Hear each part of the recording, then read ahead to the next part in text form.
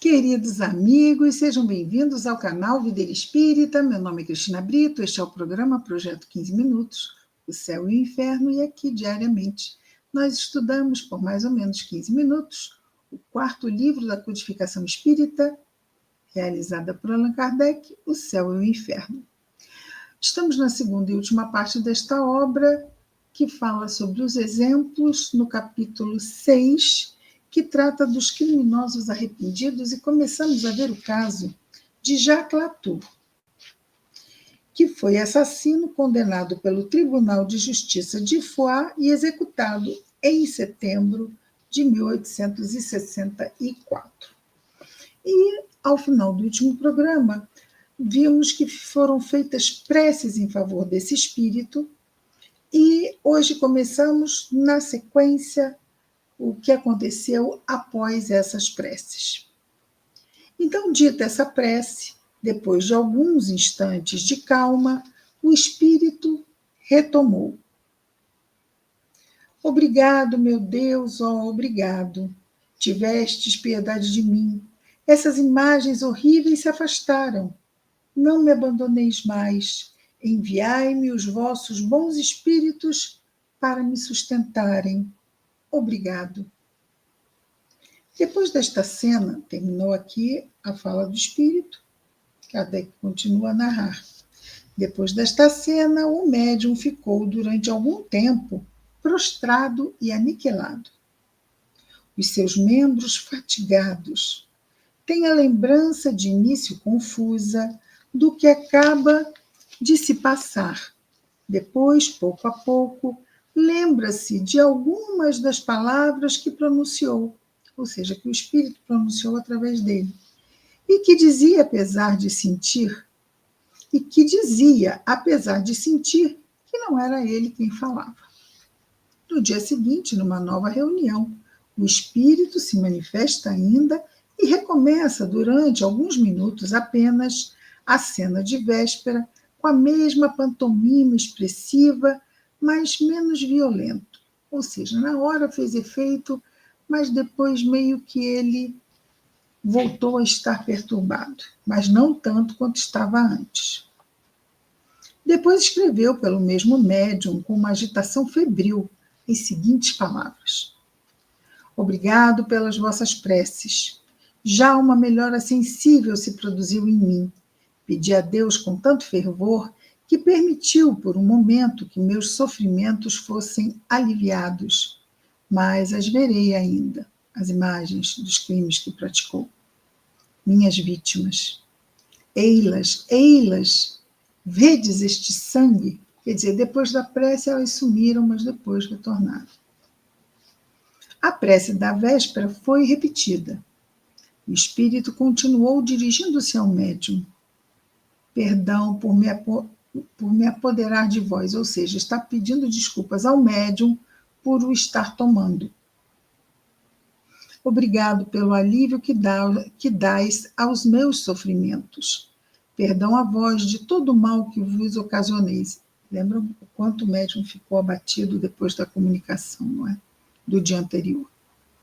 Mas tinha necessidade de manifestar-me. Só vós o podeis ajudar na manifestação, o ser médium. E ele continuou, o espírito, obrigado, obrigado.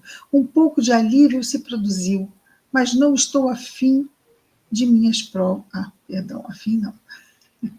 Mas não estou no fim de minhas provas. Dentro em pouco, ainda minhas vítimas retornarão. Eis a punição, eu a mereço. Meu Deus, mas sede indulgentes. Mas sede indulgente, falando a Deus. Todos vós, orai por mim, tende piedade de mim. Latour. Ele assina a comunicação. Depois continua aqui a narração e diz: um membro da Sociedade Espírita de Paris, que orava por esse infeliz espírito e o evocara, dele obteve as comunicações seguintes em diferentes intervalos. Então, vejamos. Continua o mesmo espírito retomando retornando para dar novas comunicações. Fui evocado quase imediatamente depois de minha morte e não pude comunicar-me em seguida, mas muitos espíritos levianos tomaram o meu nome e o meu lugar.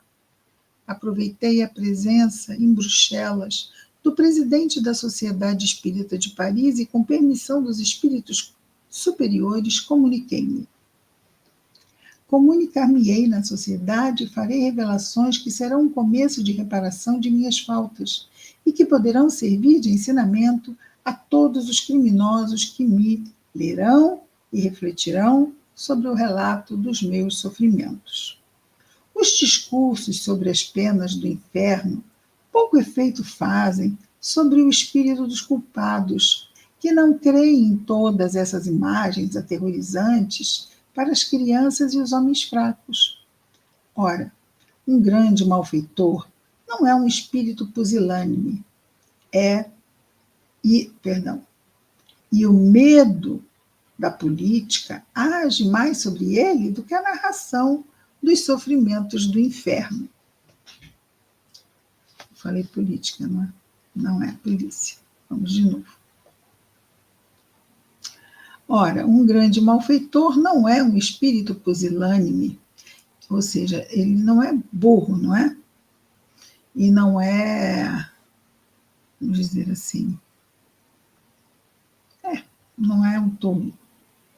E o medo da polícia age mais sobre ele do que a narração dos tormentos do inferno. Eis porque todos aqueles que me lerão serão tocados pelas minhas palavras com os meus sofrimentos, que não são suposições.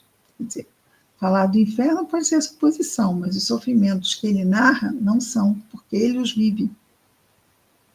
Não há um só padre que possa dizer: eu vi o que dizeis, assisti às torturas dos condenados. Nenhum só padre pode dizer isso.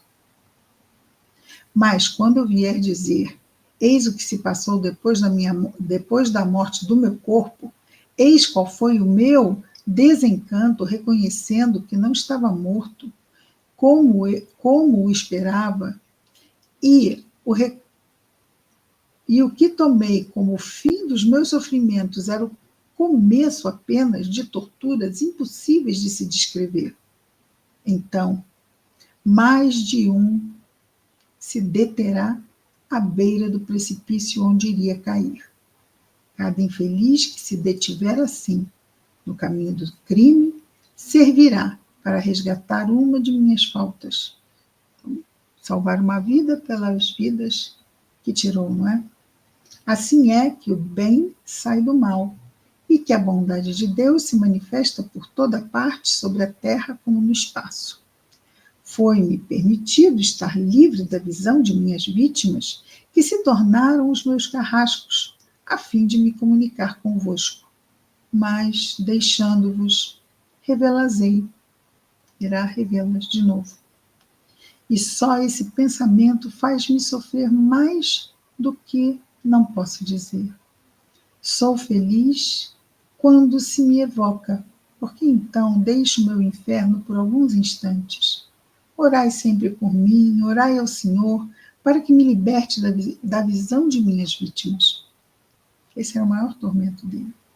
Assim, oremos juntos. A prece faz tanto bem. Estou mais aliviado. Não sinto mais o quanto o peso do fardo me oprime. Vejo um clarão de esperança que brilha aos meus olhos, e cheio de arrependimento, eu me exclamo: bendita seja a mão de Deus, que seja feita a sua vontade. Agora vamos ao item 2. E nele temos o médium. Vejamos o que diz o médium. Em lugar de pedir a Deus para vos livrar da visão de vossas vítimas, diz o médium ao espírito, convido-vos a orar comigo, para pedir-lhe a força para suportar essa tortura expiatória.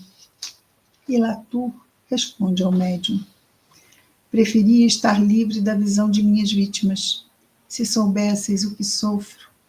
O homem mais insensível ficaria emocionado se pudesse ver, impresso sobre o meu rosto, como com fogo, os sofrimentos de minha alma.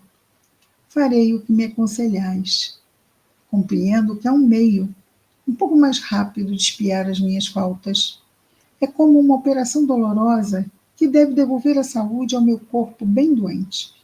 E aqui, então, se referindo à prece que o médium havia convidado ele a fazer junto, não é? Ah, se os culpados da terra pudessem me ver! Quanto ficariam atemorizados com as consequências de seus crimes, que, ocultos aos olhos dos homens, são vistos pelos espíritos. Quanto a ignorância é fatal a tantas pobres pessoas. Então, é preciso que nós busquemos saber, estudemos, nos aprofundemos na doutrina espírita, no Evangelho. E ele termina essa parte 2 dizendo: que responsabilidade assume aqueles que recusam a instrução às classes pobres da sociedade? Então, vejamos.